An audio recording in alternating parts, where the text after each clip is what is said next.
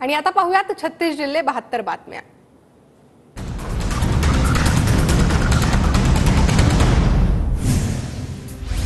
पंढरपूरच्या विठ्ठल मंदिरात पहाटे मुख्यमंत्री एकनाथ शिंदेंच्या हस्ते शासकीय पूजा संपन्न। मानाच्या वारकरी दाम्पत्यासोबत केली विठुरायाची पूजा। विठुरायाच्या पूजेनंतर मुख्यमंत्र्यांच्या हस्ते रुक्मिणी मातेची शासकीय महापूजा संपन्न। मानाच्या वारकरी दाम्पत्यासोबत केली पूजा। मुख्यमंत्र्यांसोबत शासकीय महापूजेचा अहिरे दाम्पत्याला मिळाला मान। बाळू अहिरे आणि आशा अहिरेंनी मुख्यमंत्र्यांसोबत केली शासकीय महापूजा। मुख्यमंत्र्यांसोबत महापूजेचा मान मिळणं हा योगायोगच। शासकीय महापूजेचा मान मिळालेल्या वारकरी अहिरे दाम्पत्याची प्रतिक्रिया। बाळू अहिरे आणि आशा अहिरे 15 वर्षांपासून वारीत सहभाग घेतात। शेतकरी, कष्टकरी, कामगार, महिला यासह सर्वांचं आयुष्य सुखी होऊ दे। महाराष्ट्राच्या विकासासाठी, बळीराजाच्या सुखासाठी मुख्यमंत्री शिंदेंचं पांडुरंगाला साकडं। पंढरपुरातील विठ्ठल मंदिराला आकर्षक विद्युत रोषणाई। मंदिर परिसराचं रूप विद्युत रोषणाईनं उजळलं। मध्यरात्री बीडच्या नारायणगडावर मनोज जरांगेंकडून विठुरायाची पूजा। पाऊस चांगला पडो, शेतकरी राजा सुखी हो, जरांगेंची विठ्ठल चरणी प्रार्थना।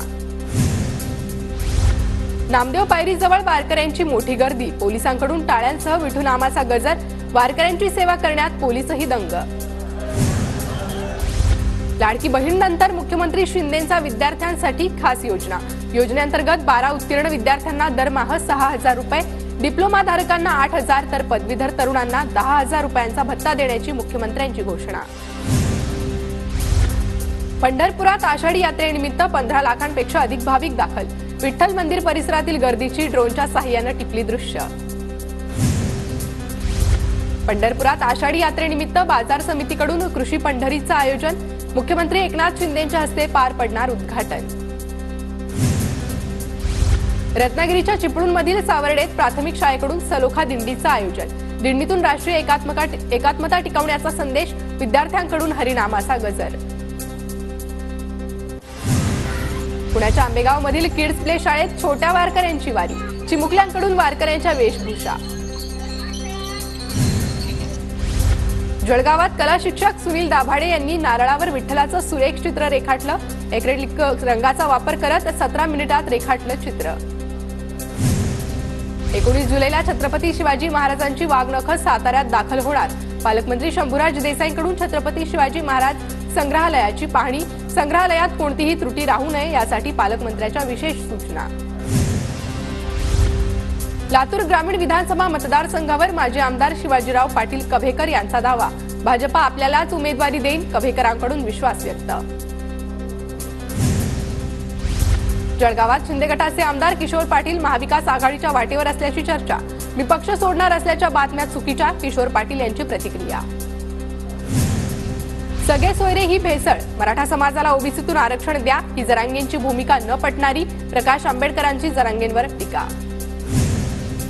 प्रकाश आंबेडकरांनी सगळे सोयऱ्याच्या अध्यादेशाला भेसळ म्हणू नये, त्यांनी एका बाजूने बोलू नये, त्यांनी 50% आरक्षणाला बोगस म्हणावं। मनोज जरांगेंचं प्रकाश आंबेडकरांना उत्तर।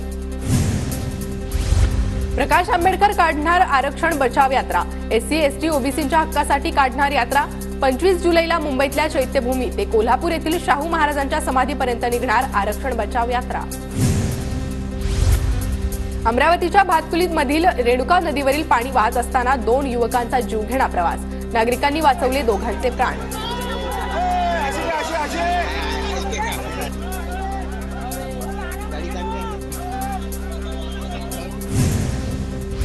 नाशिकच्या येवल्यात जोरदार पावसामुळे सर्वत्र पाणी। रेशन दुकानात पाणी शिरून सर्व धान्य भिजल्यानं मोठं नुकसान।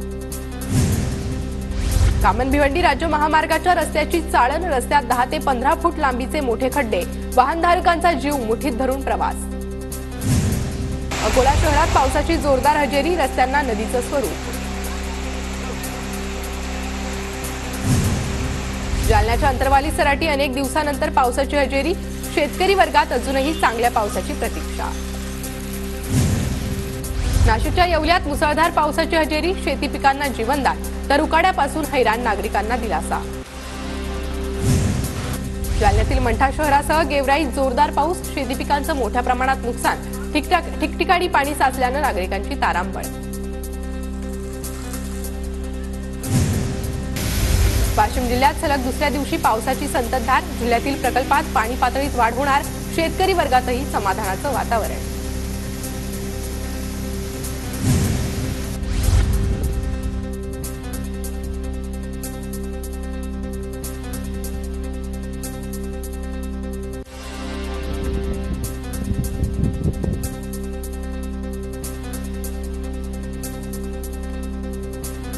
चाळीसगावातील मण्या धरणात 0% जलसाठा, राज्यात एकीकडे जोरदार पाऊस तर दुसरीकडे पावसाची दडी. पाऊस न झाल्यास सिंचनासह पिण्याच्या पाण्याचा प्रश्न गंभीर होणार. हिंगोलीत जोरदार पावसात शेतातील तलावाचा काही भाग खचला, शेतीचं प्रचंड नुकसान. शेतकऱ्यांना नुकसान भरपाई मिळवून देण्याचं आमदार संतोष बांगरांचं आश्वासन. नंदुरबार जिल्ह्यातील 113 ग्रामपंचायतींना हक्काच्या नवीन इमारती मिळणार. केंद्र शासनाच्या योजनेमधून प्रत्येक ग्रामपंचायतींना 20 लाखांचा निधी.